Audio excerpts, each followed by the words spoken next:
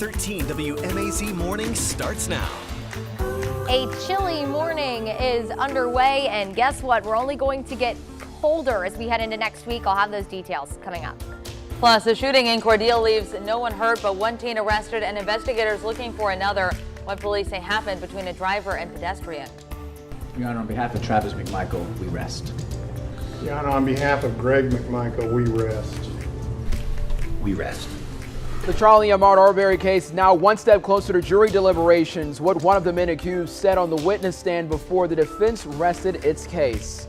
And in less than 2 weeks, people in Warner Robins will find out who their next mayor is. But before November 30th, you can get out and vote early. What you need to know before you head to the polls.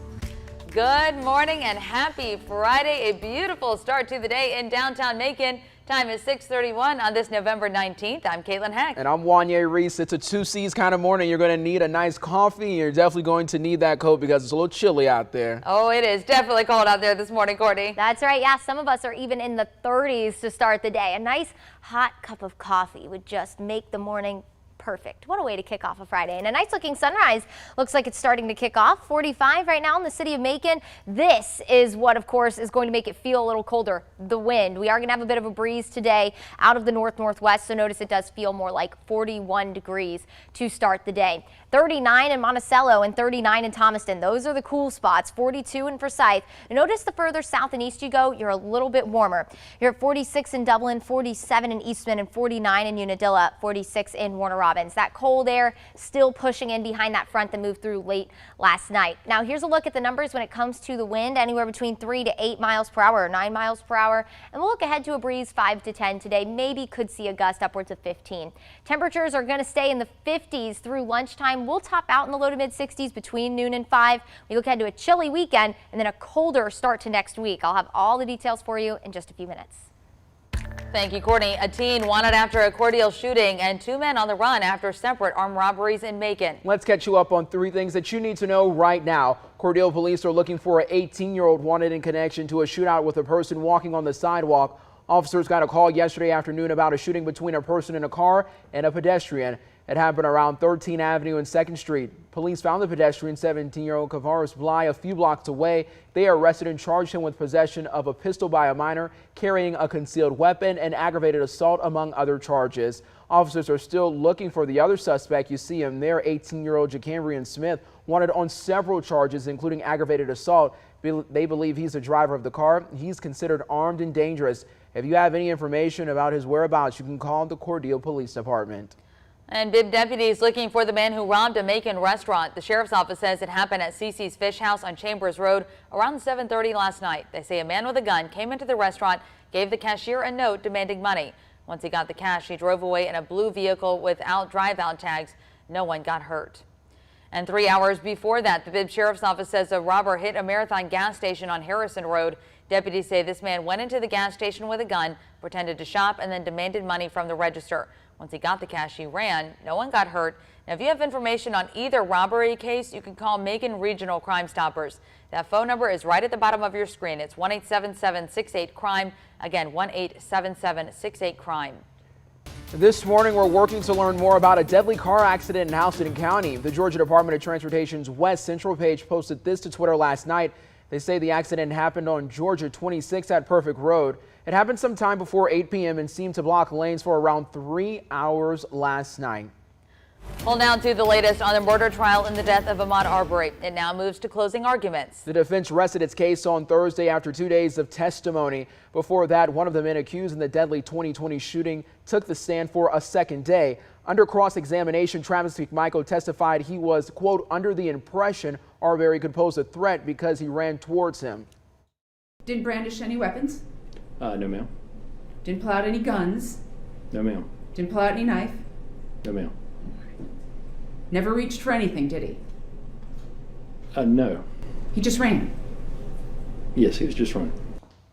The defendant's father and son Gregory and Travis McMichael, along with William Roddy Bryan, have claimed self-defense in the case. They say they suspected Arbery of burglaries and were trying to make a citizen's arrest. Prosecutors say there was no evidence Arbery stole anything when the three chased him through a Brunswick area neighborhood. They have each pleaded not guilty to 9 charges, including murder. And I want you to check out the scene outside of the courthouse yesterday as hundreds of pastors held a prayer rally. You see it right there. It came after a defense lawyer made a comment last week about not wanting any more black pastors coming in the courtroom. The trial process began over a month ago with jury selection. Between the prosecution and defense, there has been 10 days of testimony. Now, the judge has scheduled closing arguments to start on Monday morning, and then when those end, jury deliberations will begin. Now to 2 other headlines from across the state. Regulators say they will examine 2 nuclear reactors crews are building in Georgia. It's happening at Georgia Power Company's plant Vogtle. An earlier inspection at that plant by the Nuclear Regulatory Commission found electrical cables were not properly separated. The commission declined the Southern Nuclear Company's request to downgrade their findings. Southern Nuclear could still appeal, though. They're a unit of Atlanta-based Southern Company and are in charge of building those reactors. A Georgia Power spokesperson says the company is working with regulators and fully recognizes the importance of the problems identified. Georgia Power says it's already taken steps to solve them. Today, the full state Senate is likely to debate a newly drawn congressional map that could give Republicans another seat in Congress. Yesterday, a Senate committee voted in favor of a map likely to shift Georgia's 6th congressional district from Democratic to Republican control. That would bump the overall balance of Georgia's 14 congressional districts from the current 8 to 6. Republican margin to a 9-5 GOP edge. If it passes the full Senate, the House must still pass it. And then finally, Governor Brian Kemp must sign off on it. In under 2 weeks, Warner Robins voters are going to be heading back to the polls. That's to settle a November 30th runoff election for mayor after no candidate got the majority of the vote needed to win outright. The runoff is between LaRhonda Patrick and incumbent Mayor Randy Toms. The election is November 30th, but if you want to get a head start on voting, you can do that next week. The city says early voting begins Monday and it runs through Wednesday. It goes from 8 a.m. to 5 p.m. each day. You can vote at the House and County Board of Elections office on Kings Chapel Road in Perry or the House and Health Pavilion on North Houston Road in Warner Robins. Time now 6:37 a.m. and anybody who's going to be getting out there and voting next week is going to be a little chilly. It's going to be really cold next week, and you're going to want to bundle up because a cold front's going to move through. And just like this morning, you might have noticed it's a little breezy out there. Well, it's going to be breezy next Tuesday morning too. Yeah, it's going to be a little cold. It's going to feel more like winter out there, even though it is clearly looking a lot like fall in parts of central Georgia. This photo is from Suzanne Lawler. She is so talented with her photography, and that is just a stunning photo. Now, if you have any photos of the leaves, be sure to send them my way. And I was trying to see if I could in time change it to a photo of the lunar eclipse. I'll tell you what, if you're not part of the 13 WMAZ Weather Network page on Facebook, go and join it. Meteorologist Alex Forbes took a phenomenal photo of the lunar eclipse. If you happen to miss it, I'll try and share it on my Facebook page after, but really it was a cool sight this morning. Hopefully you were able to set your alarms a little early and head out to go see it, because it was the longest lunar eclipse in centuries. Over 500 years we haven't seen an eclipse that was as long as this one. It was about 6 hours long, and the peak was around 4 o'clock this morning. So like I said, head to the 13 WMAZ Weather Network page and you can see some really cool photos there, and of course post any that you might have taken. 44 right now in the city of Perry. You can see a little bit of a breezy morning. This is what I was talking about.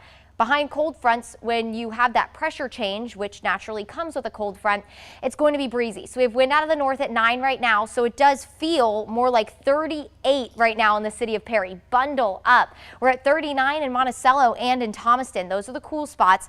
45 in Macon, 46 in Warner Robins, 47 in Cochrane, and 49 in Unadilla. We're at 46 in Wrightsville to kick off the day.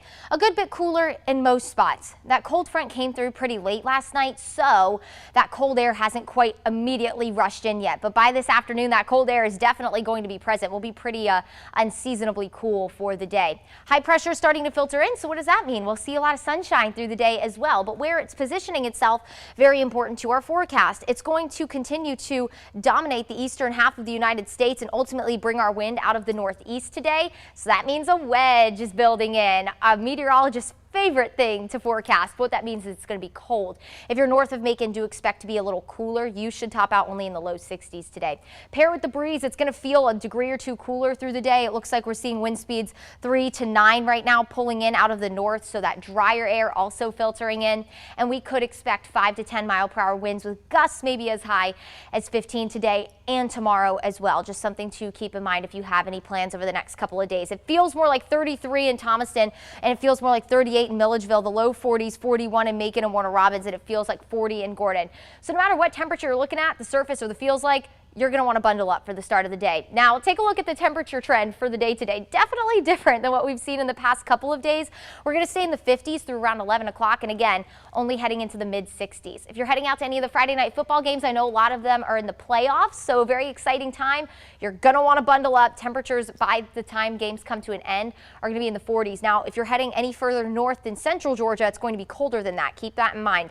As we head into the start of the weekend, 30s, low 60s Saturday, upper 60s Sunday. Sunday also comes with a little bit of an increase in cloud cover ahead of our cold front that will bring us a rain chance on Monday. So here's the overnight hours Monday. Front will be pushing into northwest Georgia, then through central Georgia through the afternoon hours. Air so cold that we could potentially see some snow in the Appalachians. Not in the forecast for us, but some very cold air is. Take a look at the 7-day and the numbers behind that front. We're waking up in the upper 20s and low 30s Tuesday and Wednesday, with highs only in the low to mid 50s. Thanksgiving looks wonderful with a morning in the upper 30s and highs in the low 60s. In the meantime, enjoy our cool and dry weekend on the way. We'll look ahead to that rain chance on Monday.